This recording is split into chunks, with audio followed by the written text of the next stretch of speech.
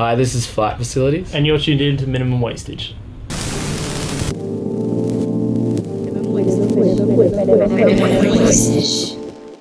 We've caught up with Flight Facilities. Thanks for joining us today, guys. Thanks for having us. Thanks for having us. How's London treating you? Good so far. We've been here for all of... 24 hours? Not even. Yeah, I think you can I think all up, yeah, including our stay at Heathrow Airport. So yeah, probably about 24 hours so far. In about a week. In a week exactly. Yeah. You stayed at Heathrow Airport? Well, I mean, we were there for a little changeover. I'm not sure if you count it as as part of our stay in London. But... God, well, I'm sorry about that. Jesus. You also played Creamfields. Yeah. Whilst you were here. How's that? Really good.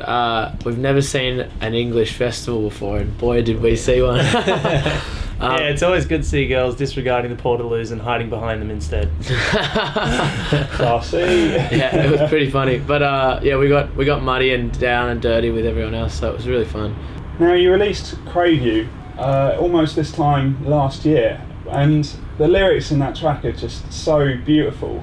Was it a case of you guys sat down and wrote the lyrics and then hand them over to Giselle, who did the vocals? No, that was Giselle and her own personal, I think, love torment at the time. So I don't think there are many guys who could write lyrics like that. Write those for a pretty girl. lyrics. Yeah. So that was definitely a case of her. She did such a good job, and it was. You rarely see things that are so personally inspired now, and that one seemed really genuine. Yeah, I think if a guy wrote that, you kind of have to wonder. Yeah. You also had the honour of Aeroplane remixing Crave You and mashing up with Friendly Fires. Yeah, that was cool. So good, man. Yeah, we were really lucky. I mean, we've met those guys a few times, and you know, we're big fans of their work, and they kind of broke Crave You in the beginning. Yeah, and actually they gave it their first play in December 2009.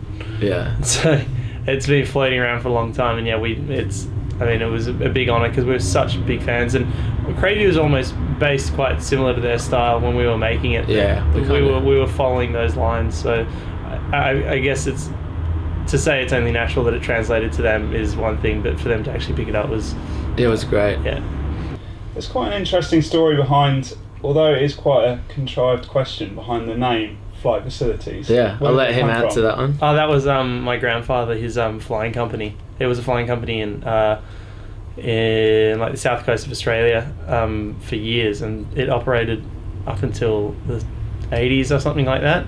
And now it's when we moved house, my dad found some bits and pieces. What am I looking at? Sticker. Oh yeah, so that was the logo originally. Nice. And so we just took the same one and kept going with it, and then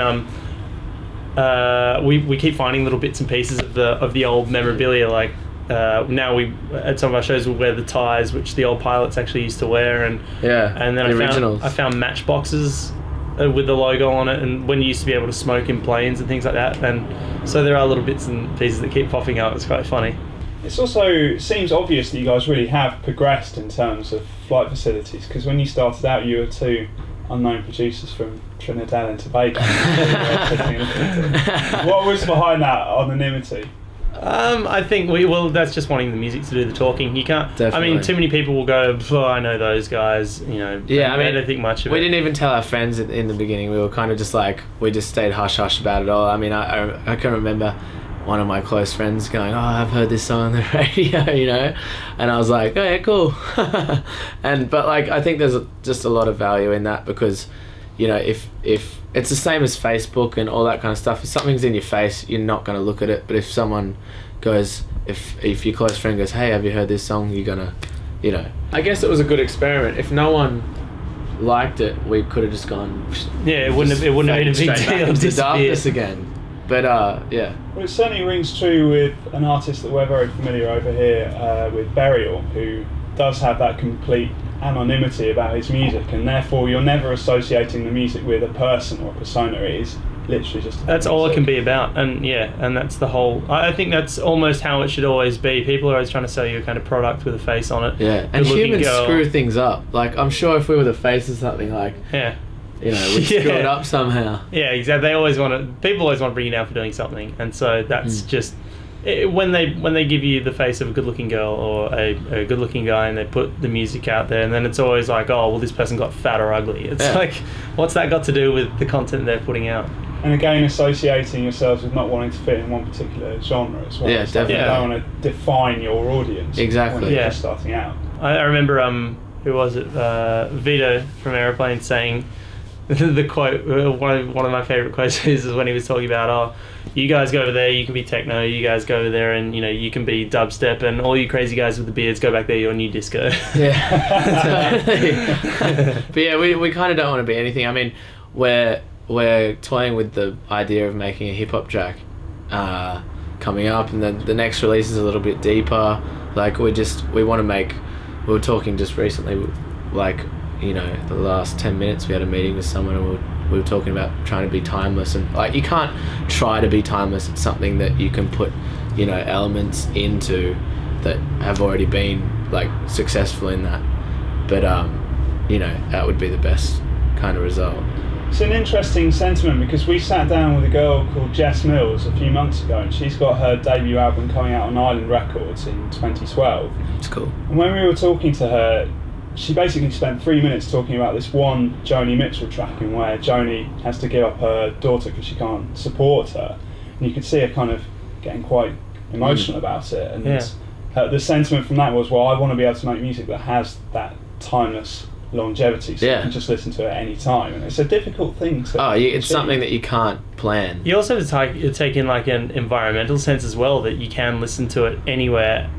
Timeless is often associated with it's almost like placeless music, like you can car, dance floor, or just at home or anything like that, and there's no formula to making that kind of thing. It's if you hit the nail on the head. Yeah, if you've got it, you've got it. If you don't, it's just making music that you want to be proud of in another 10 years. Yeah, we were saying like, imagine showing our kids this music. If we were making dubstep, I'd be like, Dad, what did you do? No, doesn't matter. I mean, you'd have to wait till you're like 16 or 17. Your kid's like, maybe I'll have a drink. Then you go, check this music out. Then he might be like, oh, cool. But when he's sort of between 5 and 10 years old, you can't go, hey, listen to this. He's going to go straight from listening to a Disney soundtrack to that and go, It's interesting talking to you guys about pop music because, as you say, it does have certain connotations, and a lot of producers that we sit down with, they generally have quite a clear idea of where they fit into music, whereas you guys we make pop music, that's how it is. Yeah. I mean, well, the vocal songs that you can sing along to, I mean, that's more or less it's the closest genre I can put it into without, trying to make it something else. Yeah, I mean, we still want to be cool guy and all that kind of stuff, but like, when at the end of the day, our music, I mean, in Australia, that is, our music's on the radio, like, young girls are singing it, we're making pop music, but we're not making it for the reason to play on the radio. I guess that's the difference. We're not making it to make money. We're making music to make music, and because it and it's also, if you try and shape it that way, if you try to go, well, this is what I suppose it's what we would like our definition of pop music to be. It'd be nicer to see more of that kind of music as a mainstream set rather than using some formula of chords and big drums and things like that to try and break into people's ears. It's almost like thievery of your brain to get that sort of stuff into other people's minds. It's just people need to be more relaxed and natural about it. But I mean, I was just thinking as we were saying that before, about pop music and all that, the big producers are probably sitting there going, idiots, they'll learn. Exactly. In 10 years time we'll go, just wait.